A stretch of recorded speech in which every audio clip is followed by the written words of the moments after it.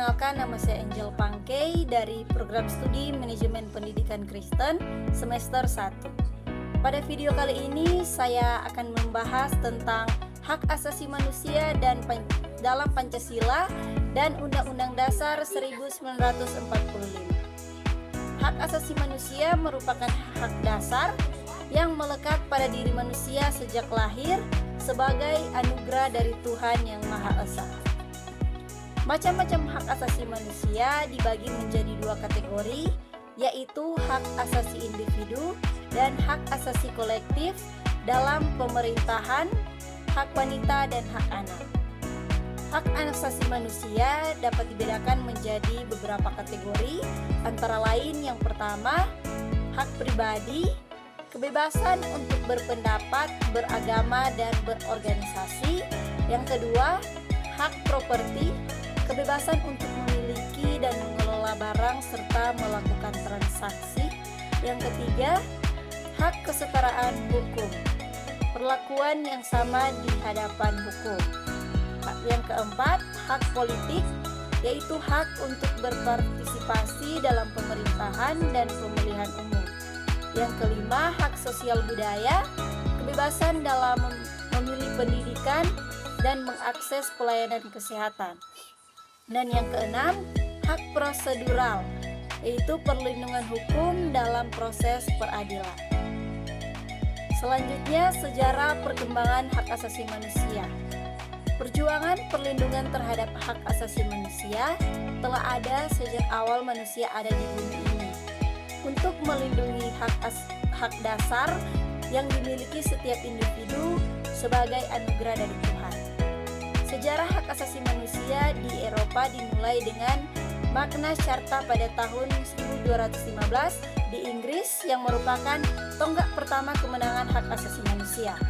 Perkembangan HAM dimulai dari konsep hak kodrati yang muncul pada abad pencerahan yang mengaruhi revolusi politik di Amerika dan Prancis.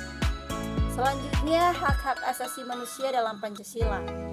Pancasila sebagai dasar negara mengandung hak-hak manusia yang penting, yaitu dalam sila pertama, ketuhanan yang Maha Esa memuat hak untuk bebas beragama dan menekankan pentingnya keadilan sosial.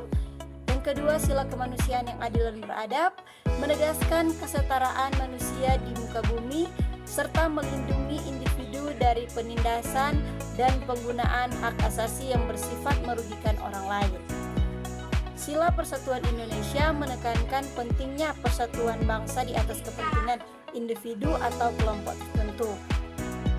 Sila kerakyatan yang dipimpin oleh hikmat kebijaksanaan dalam permusyawaratan perwakilan menegaskan bahwa kedaulatan rakyat merupakan dasar negara yang menjunjung tinggi martabat manusia dan mengakui hak asasi individu. Dan sila yang terakhir, yaitu keadilan sosial bagi seluruh rakyat Indonesia, mendorong terciptanya kesejahteraan bagi setiap warga negara. Nah, hak asasi manusia dalam Undang-Undang Dasar 1945, baik yang sudah diamandemen maupun yang belum, telah mengatur pelindungan terhadap hak manusia dalam pasal 27 sampai pasal 34. Undang-Undang Dasar yang sudah diamandemenkan telah dicantumkan secara tegas kalimat hak asasi manusia dalam bab 10A yang diatur dalam pasal 28A sampai pasal 28J. Nah, dari penjelasan di atas tadi, kesimpulannya hak asasi manusia merupakan hak dasar yang secara konkret melekat pada diri manusia, bersifat universal dan abadi. Oleh karena itu, HAM harus dihormati, dijunjung tinggi, dilindungi dan dipertahankan oleh negara hukum, pemerintah dan setiap orang tidak boleh mengabaikan dan merampas hak asasi orang lain. Dari penjelasan tadi dapat disimpulkan bahwa hak asasi manusia merupakan hak dasar yang secara konkret melekat pada diri manusia dan bersifat universal atau abadi.